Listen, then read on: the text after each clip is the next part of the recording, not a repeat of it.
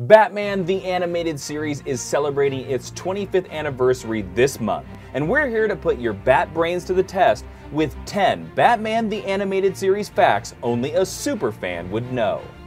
The intro sequence for Batman the Animated Series is an adaptation of the original 2-minute pilot created by Bruce Timm and Eric Radomski to illustrate their vision for the show. In the pilot, Bruce and Eric provided voiceover.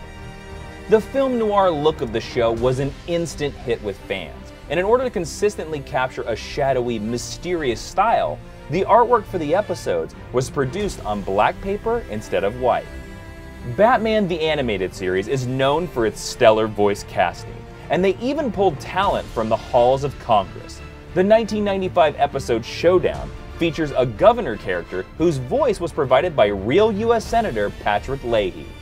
Oh, it gives me great pleasure as a territorial governor to drive the golden spike which will connect these two great sections of the North American continent. The character design of the Penguin was inspired by Danny DeVito's look from Batman Returns, but because the film hadn't been released yet, Bruce Timm visited the set of the movie to sketch his design. Gentlemen, and I use the term loosely, after you. Harley Quinn is the most famous example of a DC character created especially for Batman the Animated Series. Paul Dini was inspired by a scene he saw on Days of Our Lives starring his old college friend Arlene Sorkin, who actually ended up voicing Harley on the series. Look alive, wage slaves! GCPD detective Renee Montoya was also a new character created for the show, but because comics and animation have different production cycles, she actually appeared in 1992's Batman 475 before her first episode had a chance to air. Sorry, I've never worked a sting before. It ought to be a hot one. Oftentimes, animation voice actors perform in solo sessions, and they never meet their co-stars. But Batman the Animated Series was recorded in ensemble sessions so actors could play off each other.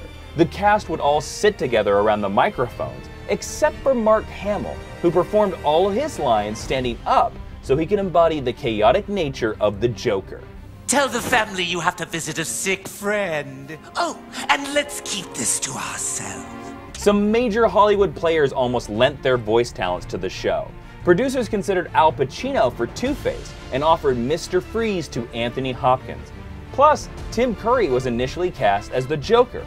Mark Hamill originally recorded a bit part in the episode Heart of Ice, and producers loved him so much that they ended up recasting Hamill as the Joker.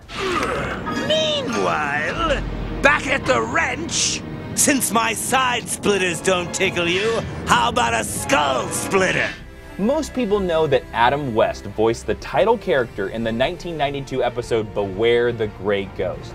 But did you know that series co-creator Bruce Timm voiced the Mad Bomber in the same episode? You can even see a resemblance in the character design. You're finished, Mad Bomber.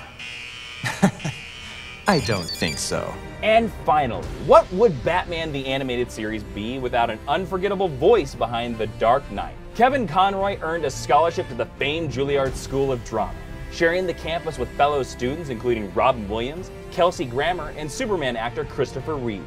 Kevin and Robin were even roommates for a time. Kevin was one of over 150 actors who auditioned for Batman. Once he landed the role, he was the first voice actor to distinguish the voices of Bruce Wayne and Batman, which is one of the many reasons he won the hearts of DC fans around the world. Those are some little known facts about Batman the Animated Series, and if that list has got you feeling a little bit nostalgic, then you should check out the GCPD Rose Gallery 5-pack from DC Collectibles. Look guys, it has a Renee Montoya action figure in it. See you tomorrow, Super Friends.